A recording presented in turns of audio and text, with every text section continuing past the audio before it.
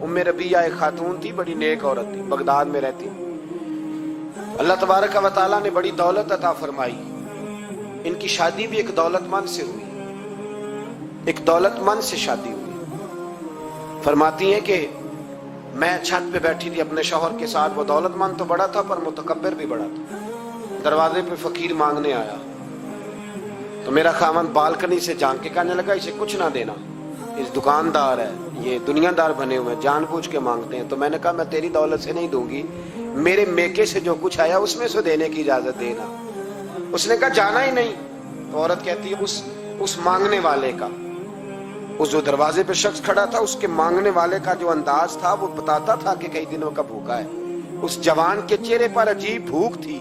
कहती मैं शौहर से नजर बचा के आई और मैंने चंद दिनार उसकी हथेली पे रखे। जब रख के मैंने दरवाजा बंद किया तो सामने मेरा शौहर लगा, मेरी बगैर इजाजत के देती है, जा तुझे 3 तलाके। कहती मैं इज्जतमंद बाप की बेटी तलाक लेके घर आ गई। जुर्म मेरा ये है कि मैंने अल्लाह के रास्ते में खैरात की है। कहती हैं मेरा वालिद परेशान, गलती जिसकी मर्जी हो, कसूर तो बेटियों का ही होता है ना। लड़के पाक के पाक रह जाते हैं, मंगनी भी टूट जाए तो बच्ची की जो हालत होती है वो कोई बता सकता है। तो कहती है मैं शदीद परेशान, मेरे वालिद और वालदा भी परेशान, रिश्ता कहां से आएगा।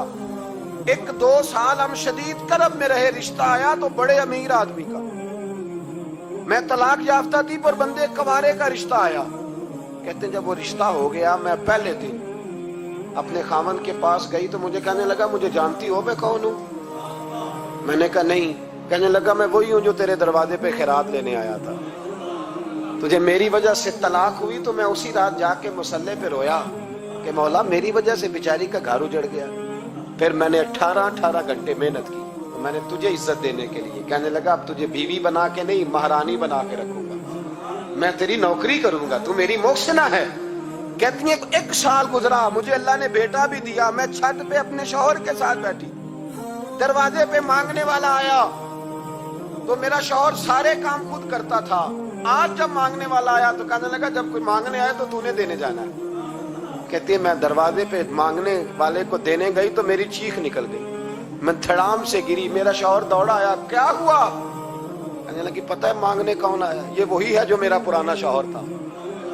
बेपरवाही वेख सज्जन दी, जिथे किसे दी पेश न जावे, उन्हें ताजा वाले दर दर रोले। ताजा वाले तख्तो ताज वाले, ताजा वाले दर दर रोले, ते मंगते तख्त बिठावे। ओए सजना किसे नु कारवा मिल गई, कोई काबेओं खाली आवे। कहती हूं मेरे रबिया कि वो शख्स मेरे दरवाजे पे, मैं रोने लगी। दौलत का तकब्बुर करते हैं लोग। गरीब दरवाजे पे खड़ा है तो कहते हैं तुम कमाते नहीं, मुझसे भीख मांगने आ जाते हो।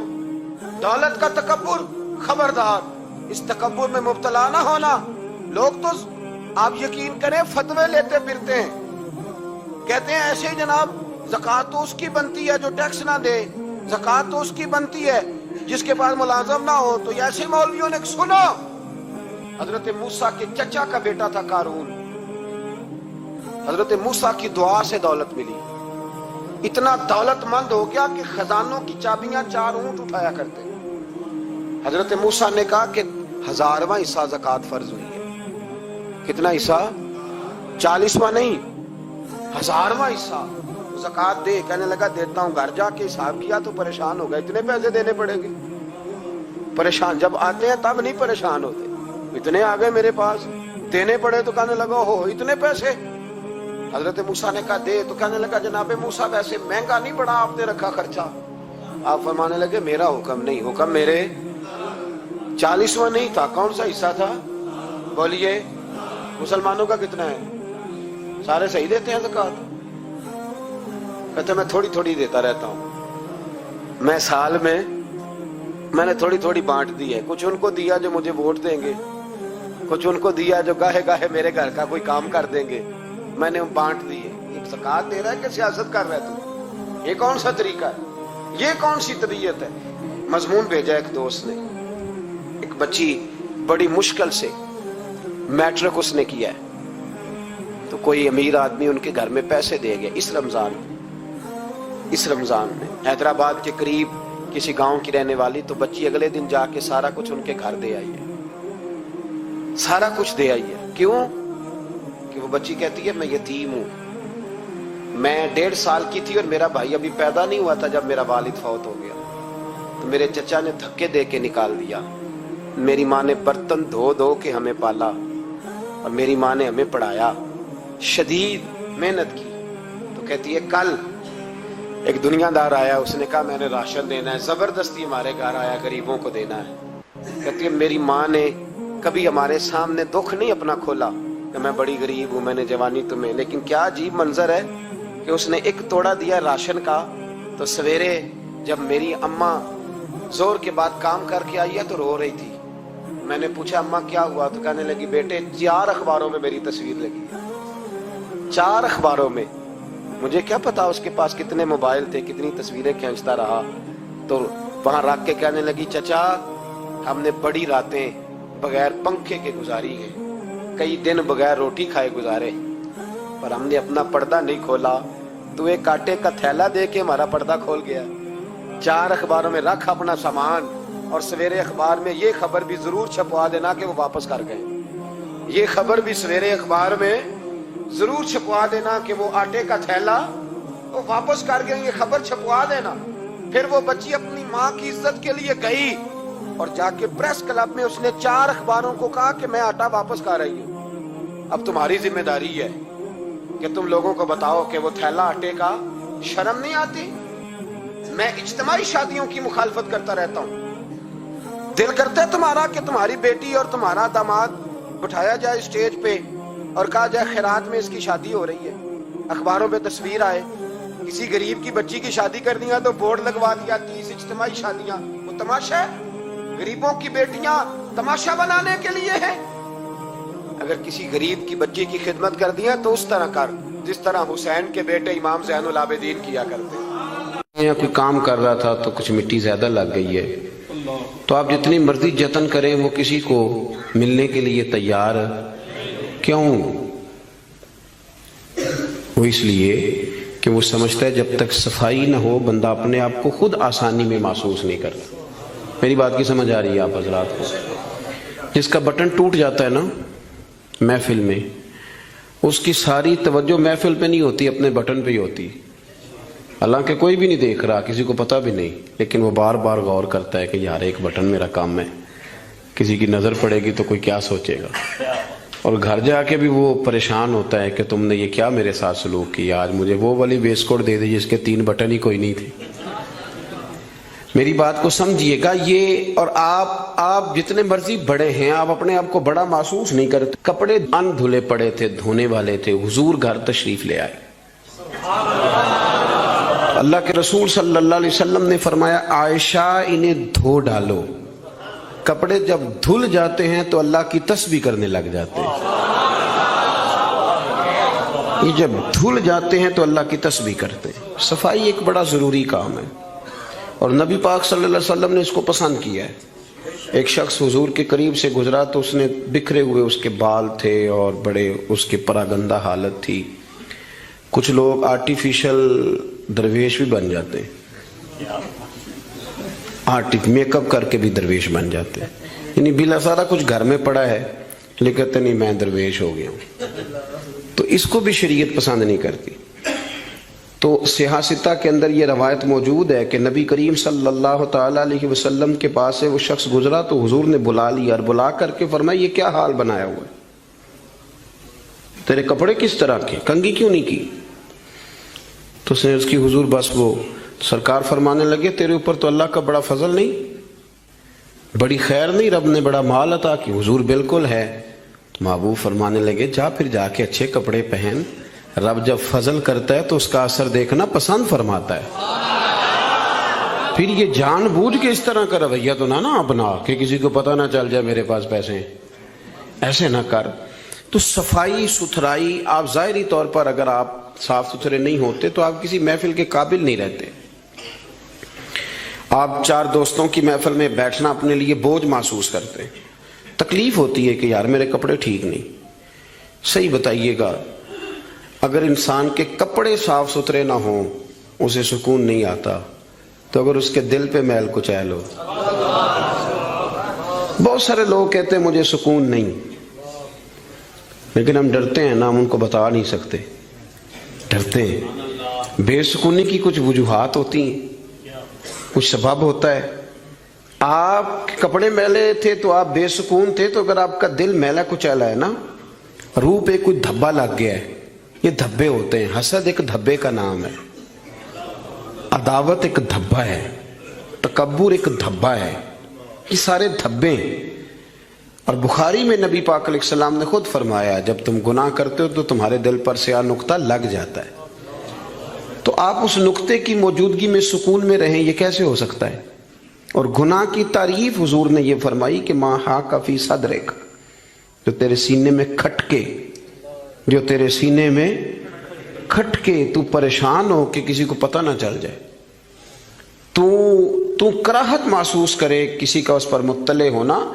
تو ہمارے باطن کے اندر بڑی مصیبتیں. ہم حسد کرتے ہیں، بہت سارے لوگوں سے کرتے ہیں، ماننے کو تیار نہیں ہوتے، کرتے ہیں. بلکہ امام غزالی رحمۃ اللہ علیہ تو فرماتے ہیں کہ حسد تو پایا ہی مالداروں اور صاحب علم لوگوں میں جاتا ہے. وہ کہتے ہیں غریب آدمی یا ان پڑھ بندہ تو اس دوڑ میں شامل ہی نہیں ہوتا. اصل مسئلہ اس بات کا نہیں ہوتا کہ میرے پاس نعمت نہیں، اصل رٹا یہ ہوتا ہے کہ میرے پاس تو ہے پر اس کے پاس نہیں ہونی چاہیے تھی، ادھر کیسے چلی گئی. اعلیٰ حضرت بریلوی رحمۃ اللہ علیہ نے بہت ساری کتابوں کا نچوڑ ایک جملہ ملفوظات شریف میں لکھا ہے. اعلیٰ حضرت فرماتے ہیں حسد کرنے والا اس بندے پر اعتراض نہیں کر رہا ہوتا، حسد کرنے والا بنیادی طور پر اللہ کی تقسیم پر اعتراض کرتا ہے، اللہ کی تقسیم پر. ہمارے اندر یہ میل چڑھ، اور گھروں کے اندر یہ پوری ایک دوڑ شروع ہے. دیورانی کے اندر، جیٹھانی کے اندر یہ پوری دوڑ ہے. اور ایک وقت آتا ہے کہ بھائی بھائی سے حسد کرنے لگ جاتا ہے. کیسے سکون پائے گا؟ حسد ایک آگ ہے. اور ترمذی شریف کے جو لفظ ہیں حدیث کے وہ بڑے نرالے ہیں. نبی پاک صلی اللہ علیہ وسلم نے فرمایا حسد نیکیوں کو یوں کھا جاتا ہے جیسے خشک لکڑی کو آگ کھا جاتی، یعنی وہ کھائی جاتی ہے. لکڑی کی اپنی کوئی حیثیت باقی، تھوڑی دیر پہلے وہ لکڑی تھی اور اب وہ خاک ہے. حسد کھا جاتا ہے. تو اور پھر مزے کی بات یہ کہ یہاں حضور نے ایک اور بھی بات بیان کی، میں حسد نیکیوں کو کس کو کھاتا ہے؟ اس کا مطلب ہے حسد کرنے والے نیک بھی ہوتے ہیں. نیک لوگ بھی حسد، یہ سرکار نہیں فرمایا نا، حسد نیکیوں کو. اس کا مطلب ہے یہ حسد کرنے والے کچھ نہ کچھ نیک بھی ہوتے ہیں، نیکیاں بھی کرتے رہتے ہیں، حسد بھی کرتے رہتے ہیں. تو وہ ہوتا یہ ہے کہ وہ ساتھ ساتھ ضائع ہوتی ہے. حسد نہ کریں، رشک کریں، رشک کریں. آپ کہیں کیا بات ہے؟ جناب عائشہ صدیقہ رضی اللہ تعالیٰ عنہ فرماتی ہے میں نے ساری زندگی سیدہ خدیجہ الکبریٰ پہ رشک کیا ہے. کیا بات تھی اس عورت کی، ان کا رنگ بھی زیادہ گورا نہیں تھا، سرکار سے عمر بھی کچھ زیادہ تھی، 2 دفعہ پہلے نکاح بھی ہو چکا تھا، پر کیا قابل رشک بھی ہے کہ جسے اپنی ساری حیات ظاہرہ میں میرے نبی پاک نے یاد کیا ہے. اب رشک کریں، کہیں کیا بات ہے، اللہ اسے دیا تو مجھے بھی دے. رشک سے. کنز الاموال میں حدیث ہے، حضرت عائشہ صدیقہ رضی اللہ تعالیٰ عنہ فرماتی ہیں دوپہر کے وقت نبی پاک صلی اللہ علیہ وسلم کے صحابہ حضور سے ملنے نہیں آتے تھے. دوپہر کے کھانے کے بعد سرکار آرام کرتے تھے، کیلولا فرمایا کرتے تھے. ایک بوڑھی آ گئی ملنے. اس وقت صحابہ نہیں آتے تھے، بوڑھی آ گئی اور دروازے پہ آ کے جب اس نے اپنی آواز نکالی نہ، پوچھا کون ہے، تو اس کی آواز، کچھ آوازیں بندہ بڑا ان کا شناسا ہوتا ہے نا، وہ بڑی ذرا ٹھہر جا مؤذن میرا دل دھڑک رہا ہے، وہ کہیں کعبہ گر نہ جائے تیری شوخ اور مست اذاں سے. کچھ آوازیں بندے کے کان میں پڑتی ہیں تو مزہ آتا ہے نا. تو وہ خاتون باہر جب بولی تو سرکار دو عالم علیہ السلام آرام فرماتے فٹافٹ اٹھ گئے. حضور نے دروازہ کھولا، بوڑھی کو بٹھایا، کھانا کھلایا. دیر تک وہ باتیں کرتی رہی، سرکار جواب دیتے رہے. اور جناب عائشہ صدیقہ کہتے ہیں لوگ پہلے بھی بڑے آتے تھے پر آج ذرا انداز نرالا تھا. حضور نے بڑی محبت کی، جانے لگی تو حضور نے تحفے بھی بڑے ہی دیے. میرے کریم نے بڑا ہی پیار کیا، بڑا نوازا. میرے دل میں خیال آیا کہ یہ خاتون جاتی ہے، حضور بھی جائیں گے، رات کو واپس لوٹیں گے تو میں پوچھوں گی یہ کون تھی، لیکن وہ چلی گئی، حضور تو لیٹ گئے. اور گہری سوچ میں چلے گئے. جناب عائشہ کہتی ہے میں قربان جاؤں، میں قریب گئی، قدموں میں بیٹھ کے عرض کی حضور دنیا تو پہلے بھی بڑی آتی ہے، یہ بی بی کون تھی؟ تو میں نے بات کی تو حضور رو پڑے، اٹھ کے بیٹھے. سرکار فرمانے لگے عائشہ یہ بی بی میری پہلی زوجہ سیدہ خدیجہ الکبریٰ کی سہیلی تھی، ان کی سہیلی تھی. یہ عائشہ خدیجہ کے دور میں آتی تھی، خدیجہ کھانا کھلاتی تھی، وقت دیتی تھی، پیار کرتی. فرمایا آج میں نے اس روایت کو زندہ کیا، حسن العہد من الایمان، تعلق اچھے طریقے سے نبھا دینا یہ بھی ایمان کا حصہ ہے. حضرت عائشہ اس کو بیان کر رہی ہیں. آپ دیکھیں صحابہ ایک دوسرے کی شان بیان کرتے ہیں. حضرت عائشہ صدیقہ سے پوچھا گیا، بخاری مسلم دیکھیے، توجہ ہے میری بات پر. حضرت عائشہ صدیقہ سے کسی نے پوچھا نبی پاک صلی اللہ علیہ وسلم کو سب سے زیادہ پیارا کون؟ جناب عائشہ صدیقہ سے پوچھا سب سے زیادہ پیارا کون؟ تو جناب عائشہ کہنے لگی یہ صاف ستھری بات ہے، سیدہ فاطمہ الزہرا. اس شخص نے فوراً پوچھا، مشکات دیکھیے اٹھا کے، اس نے پوچھا جی مردوں میں؟ تو آپ نے فرمایا فاطمہ کے شوہر علی المرتضیٰ.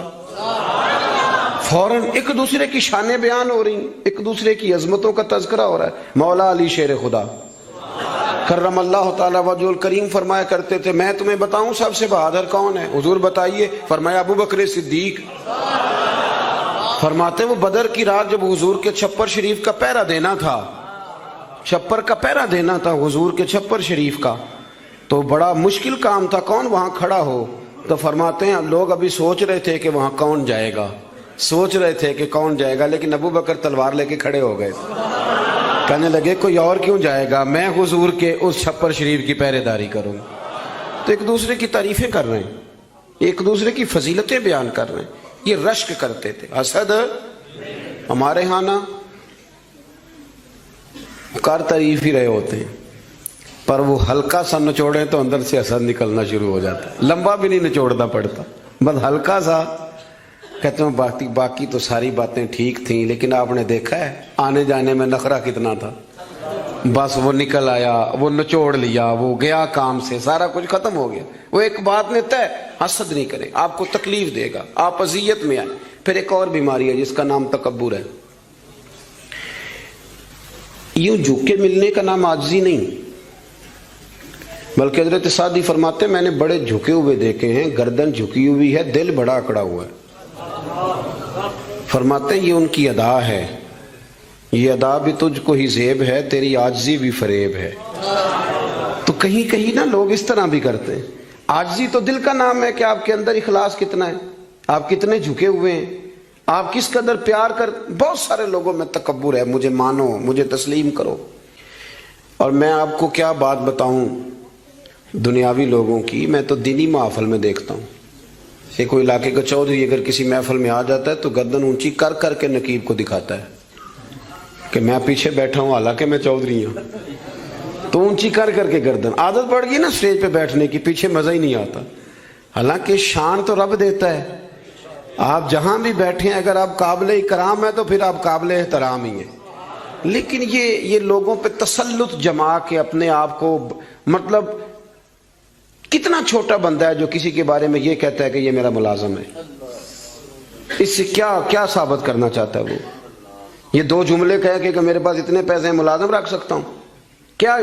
میں ایک یونیورسٹی میں گیا کچھ بیان کرنے کے لیے، تو ایک بچہ مجھے کہنے لگا پیر صاحب ایک بات بڑی دل میں پریشان کرتی ہے، کسی لبرل آدمی نے کر دی تھی تو ڈرتا میں کرتا نہیں کہیں مجھے کوئی بے ادبی نہ کہہ دے.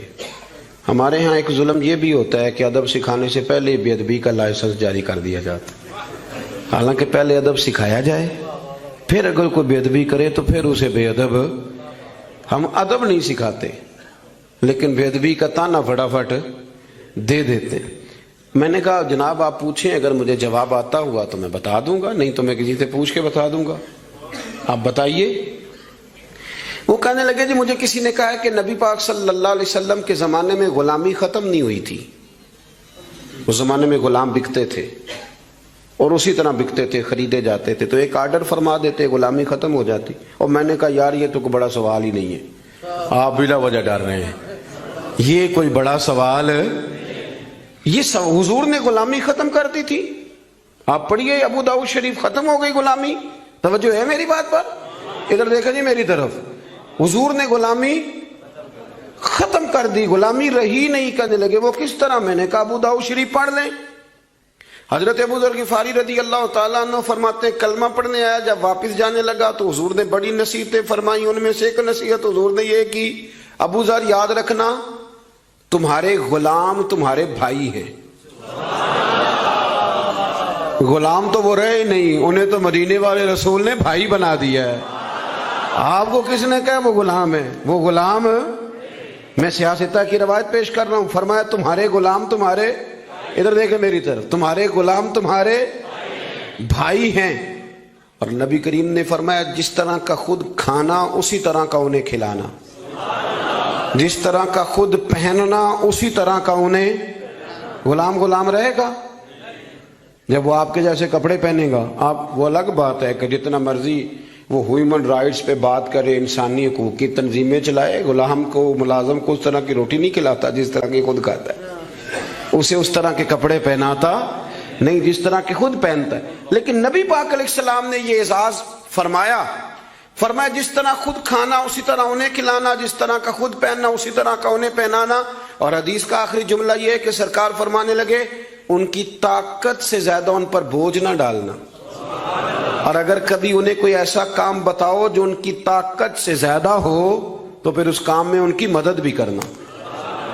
مجھے بتلائیے، غلام تو غلام رہے نہیں، حضور نے تو سیٹ ہی ختم کر دی، انہیں بھائی بنا دیا ہے. وہ تو سیٹ ہی ختم ہو گئی، تو آپ یہ کیسے کہہ سکتے ہیں کہ غلامی ختم نہیں ہوئی؟ حضور نے تو انہیں بھائی بنا دیا. بھائی، ہمارے ہاں نا بڑا مزہ آتا ہے یہ کہہ کہ میرے 6 ملازم ہیں، بڑا مزہ آتا ہے. اور بڑا بندہ راضی ہوتا ہے جب وہ گاڑی میں بیٹھا ہوتا ہے تو 15 بندے آگے دوڑ رہے ہوتے ہیں، اس کو بڑا لطف آ رہا ہوتا ہے. لیکن اسے نہیں پتا کہ اس کے اندر تکبر آ گیا ہے. اب اس کے اندر ایک چیز پیدا ہو گئی جو اسے خراب کرے گی. وہ پھر کرسیاں ڈھونڈتا پھرے گا، اسے کہیں مزہ نہیں آئے گا. وہ نورانی محفل کے اندر بھی، روحانی محفل کے اندر بھی وہ تلاش کرے گا کہ کوئی مجھے جان لے، کوئی مجھے پہچان لے. وہ ہر جگہ پروٹوکول کا عادی ہو، اسے بیماری لگ جائے، کسی جگہ قرار نہیں پائے گا. وہ کہے گا پتہ نہیں مجھے سکون کیوں نہیں آ رہا. بھائی سکون تو آتا ہے چھپ جانے میں، سکون تو جاتا ہے کسی کونے میں جا کے اللہ اللہ کرنے میں. کسی کونے میں بابا بلے شاہ صاحب، بابا صاحب رحمت اللہ علیہ فرماتے ہیں میں نے اعتکاف کبھی قصور میں نہیں کیا. اس گاؤں میں جاتا تھا جہاں مجھے جانے کوئی نہ. چلو 10 دن تو میں الگ ہو کے اللہ اللہ کر لوں. کہتے میں وہاں جا کے اعتکاف کرتا تھا، یہاں تو سارے ہاتھ چومنے والے تھے. اکثر کہا کرتے تھے اٹھ بلیا چلو تھے وسیے جتھے وس دینی سارے انے. اٹھ بلیا چلو تھے وسیے جتھے وس دینی سارے انے. نہ کوئی ساڈی ذات پچھانے نہ کوئی سانو منے. کبھی ایسی جگہ بھی تو جانا چاہیے نا. اور بڑے ناز سے میری طرح کے بندے بھی کہہ رہے ہوتے ہیں تسی تو کونے تو آ کے میرا نام پوچھو پہنچ جاؤ گے. وہ کبھی اپنے آپ سے پوچھ تو صحیح کہ یہ تو کہاں مبتلا ہو گیا. یہ شہرت، یہ شور شرابے، یہ آنا جانا. مزہ تو تب ہے کہ صبح قیامت آپ کو پردوں میں ڈال کے کہہ دیا جائے کہ جا تیری پردہ پوشی کی، تیرے عیب نہیں کھولے جائیں گے، بغیر حساب جنت میں چلا جا. یہاں یہ شور کرنا، اپنا آپ دکھانا، اپنا آپ بتانا، یہ تو علامت تکبر ہے. تھوڑا سا نیچے رہیں. یہ ہوتا ہے کئی دفعہ کہ انسان کچھ اللہ تعالیٰ اسے وقار دے دیتا ہے تو اس کا قد اونچا ہو جائے، اس کی سیٹ اونچی ہو جائے، لیکن دل اس کا سکون میں رہے. امام غزالی روایت لائے ہیں، حضرت حذیفہ بن یمان رضی اللہ تعالیٰ عنہ فرماتے ہیں میں اپنے قریب محبوب علیہ السلام کے ساتھ میں سفر کر رہا تھا. گرمی کا موسم تھا. سفر کرتے کرتے کرتے کرتے ہم ایک باغ کے قریب سے گزرے تو سامنے کنواں نظر آیا. حضور فرمانے لگے حذیفہ یار گرمی بڑی ہے، غسل نہ کر لیں؟ میں نے کہا حضور بڑی بات ہے، کر لیں. کہتے ہیں سرکار کنویں کے قریب گئے تو کپڑوں سمیت غسل کرنے لگے. پھر بھی مجھے فرمایا کہ ذرا چادر نہیں تان لیتے. میں ذرا پسند نہیں کرتا کہ یہ گرمیوں میں ہمارے بچے جس طرح کا لباس پہنتے. یہ تہذیب کے مطابق نہیں. تہذیب کسی اور چیز کا نام ہے. آپ ذرا کھلا لباس پہنیں اور آپ ذرا کچھ چیزوں کو چھپائیں، آپ مہذب لگیں گے، آپ مناسب لگیں گے. کالی بنیان پہن کے تو گلی میں نکل جانا. گلی میں کیا، گھر میں بھی بیٹیاں ہوتی ہیں، بہنیں ہوتی ہیں.